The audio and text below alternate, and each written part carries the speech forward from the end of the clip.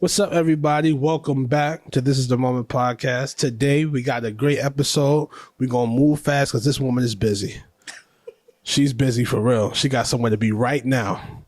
Jewel Perry in the house. What up? Hey, everybody. How you feeling? I'm good. How are you? I'm doing quite well. Can't complain. It's raining outside, but inside, I'm good. I'm good. The month of March, we almost done. We're in the second quarter of 2023. How has 2023 been thus far for you? It's been good. Growth and transition, so personal and professional life, so it's good. Okay. March is Women's History Month. Mm-hmm. Without saying your mother, name an influential woman in your life right now. Without saying my mother, Beyonce. It would have to be Beyonce. Okay. And there's a social media person. Her name's Ashley. Be Iconic. Those two. Why Beyonce? Beyonce is a hard worker, and I think everything that she presents to us and everything that she shows, it's because of that hard work. She doesn't say a lot, but you're able to see like the fruits of her labor. So for me, she's a hard worker. Like, name another entertainer that works that hard that we know of. Like, I know everybody's putting in work, but Yeah. Beyonce is like, she's still here. She's still standing. Unproblematic to say, she doesn't have a lot of conflict and stuff. Nope. People be making up stuff on her, but that's just delusion. So I think it's Beyonce. I love that she gets better over time. Mm-hmm. Like, it's like, wow, to see her journey, because our generation has seen Beyonce from Destiny's Child to now. Mm-hmm. So seeing her growth to me is like, yo, this lady right here with kids, married. So like, she's doing it all. Mm-hmm. And running her own stuff. Like, she took control over her own career. And I think that's beautiful. She's going on tour. Are you going? Absolutely. August 6th. I'll be there. Yo, I love it because people are like flying to Europe and Paris because it's cheaper. Mm-hmm. I know a few people who are going to the London show. Okay. And I know a few people who are going to Vegas. Like, people are going where they were able to get tickets. I know somebody going to Paris. Oh, wow. Yeah. That would be nice. Very nice. Since we're talking about Beyonce, favorite Beyonce album and why? My favorite Beyonce album would have to be her self-titled, her first album. Yes, that was indeed. The first album that I really became a fan. I was 7 years old, and I remember that. So we talk about her in Destiny's Child. I knew Destiny's Child's music, but I wasn't a Beyonce fan until then. Right. I think that is my favorite because I can play that all the way through, no skips. My second would have to be B-Day. Definitely. That's my B-Day is my favorite. I think I can play that with no skips. But then the others, my least favorite would have to be Sasha Fierce. Oh, okay. Yeah, wow. That's my least favorite. It's more skips on that for me. Like, I really can skip more songs on that one. But overall, those are my top two. With it being Women's History Month, you being a young Black woman growing in this ever-changing world, what are some of the challenges you've been hit with since the pandemic, since we've come off the pandemic? Like, challenges in the workspace, challenges wherever. What's some of the biggest challenges now? Some of the biggest challenges now for me, I would say, coming off of the pandemic, just realizing like you can focus on yourself and not have to like chop down other parts of your life. I'm a real social person, so that includes like family time, friend time. And I think with us being in the house for so long, people were kind of like trying to decide like, oh, I'm going to take this time for myself. Yeah. I'm just going to fall back. Everybody has this fake, what is it called? Like the unbothered thing that everyone's doing, or I don't want to be perceived a certain way, so they don't post or they don't do this, that, and the third. And I think you don't have to diminish certain parts of your life. I think everything can be full circle. And that's just a challenge for me, just finding balance with everything. I don't have to cut down on one area just to let everything flow. We live in a world where we can get everything like this. Boom. With a microwave generation, whether it be Instagram, social media, food, clothes.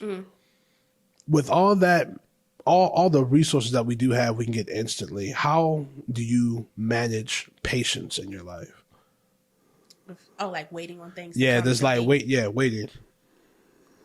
There's a quote that says, "When God's blessing my neighbor, I know He's in the neighborhood." Ooh, So it's like, yeah, all right, it's going on around me. You might see things, especially it's ironic when it's something that you want for yourself and everybody else is getting it.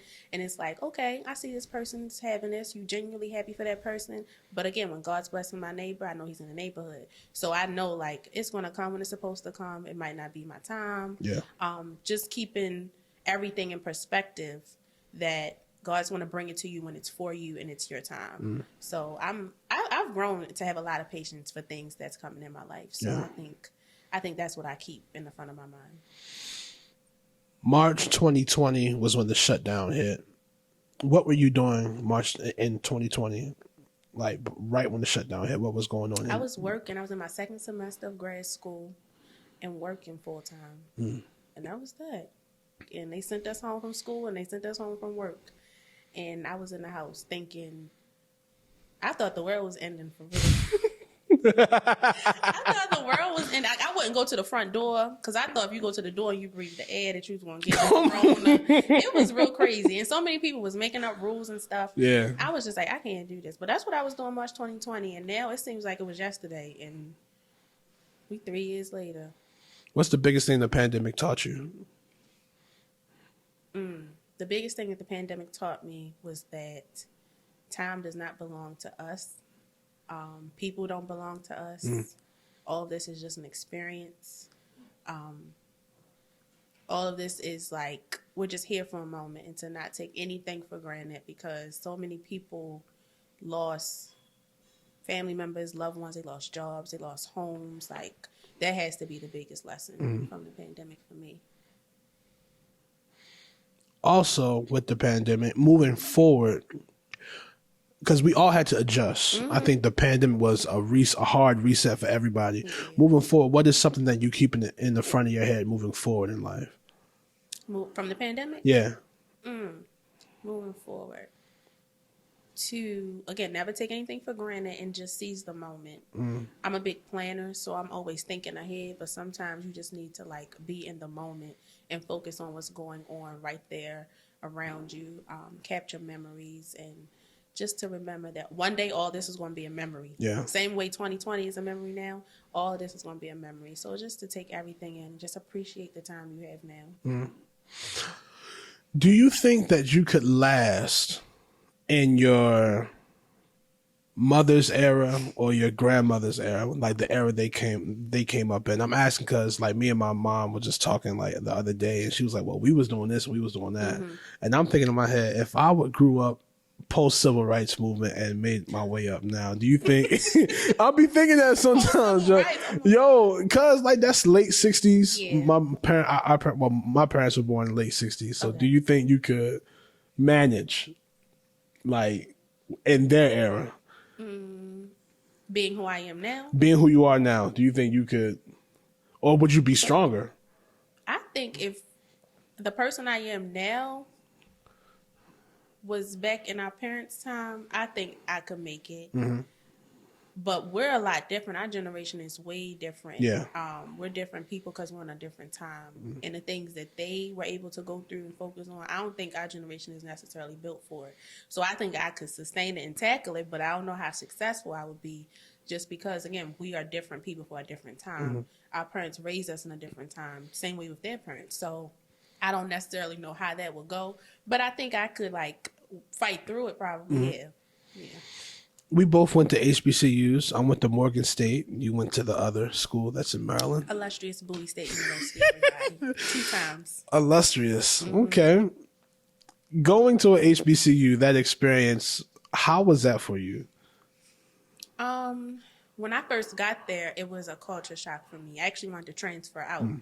I came from 2 predominantly white schools my whole childhood education. So going to HBCU, I knew how to flourish and interact with our people, but it was just so much of us, so much of the culture there. And I genuinely was like, I'm gonna transfer out, I'm gonna leave. And then I had friends there and they were like, no, don't go, blah, blah, blah. And I think it was just a lot of getting used to. I lived on campus, so for me it was a great experience in itself. But it took some getting used to. Like it wasn't instant like, oh, I enjoy being here now. Yeah. But I got used to it. So one thing I admire about you is that you have your own style, your own lane. And a lot of times, especially I'm learning that now, especially that I'm in the classroom now and seeing like younger students, people, it's like, yo, why is it so hard for people to be original? Like I had that problem, but I'm to see it become worse. What do you think the problem is with originality in our society today? I think a lot of people want to be included. So when you have the area of whether it's be included or stick out. Yeah. And the more people that are followers and the more people who want to be included, then that group is larger than those who want to be original. I think a lot of it starts at home. As children, a lot of people aren't affirming their kids. Wow. If you didn't come from a home where people were affirming you or letting you know, like, you're doing a good job or this is cool or things like that, then you're not as comfortable. And then those children grow up to be adults who are not comfortable in their own lane or able to, like, speak up for themselves. Yeah. Or because you can have friends that do X, Y, and Z, but that don't mean you got to do it. Even at this age, if your friends are doing something that you're not interested in, you should be able to say, okay, well, y'all, I'm not going, or that's not me. But a lot of people want to be included. So they don't know, like, okay, it's okay to honor myself and maintain this relationship or my originality. They just rather go be included. So they want to dress like everyone else, talk like everyone else, do what everyone else does. So I think a lot of people struggle because it's more of an internal thing than it is like, oh, let me show up and just be a follower. You know. We have a new segment of this show, and you can pull your phone out and go whatever you listen to, Spotify. This is called Heavy Rotation. Give me 3 songs that you listen that are in heavy rotation for you right now. Right now? It can be like some of your favorite songs or something you just been listening to all week. All right, so I'll do this week. So Gotta Move On, Toni Braxton. Okay, Toni Braxton. What else is on here? The CeCe Winans, Believe For It, the whole album. Like that's my morning thing. And let me give y'all one more. What else have I been playing? The Cuff It Beyonce remix. That You go from CeCe Winans to Beyonce Cuff It remix. It be like that sometimes. It do. Yeah, but usually in the mornings I'm playing my CeCe Winans. Yeah. It's a lot of. And then about 7:30 p.m., 8 o'clock Eastern, you got to switch CeCe up. I got you. You gotta have a mix. Yeah, right. Yeah. Gotta have a balance. That's what you was talking about earlier. You gotta go. So closing out, what advice do you have to young creators who are coming up? Young creators. Be yourself. That goes back to your originality question. Be yourself. Learn how to be comfortable with yourself. Learn how to sit with yourself. Learn how to, set your goals. In order to achieve goals, you have to set them. You have to know what you're reaching for. And to just always, remember that you don't get this time back. So to use your time wisely. And just make the best out of everything that you're striving for. And everything is obtainable. So nothing is too far out of reach. Nothing is impossible, but everything is obtainable. Y'all, thank y'all for tuning in. Thank you, Jewel Perry, for taking time out of your busy schedule. We're going to get out her way. Shout out to CeCe Winans and Beyonce. We appreciate you both. Y'all be safe. Peace.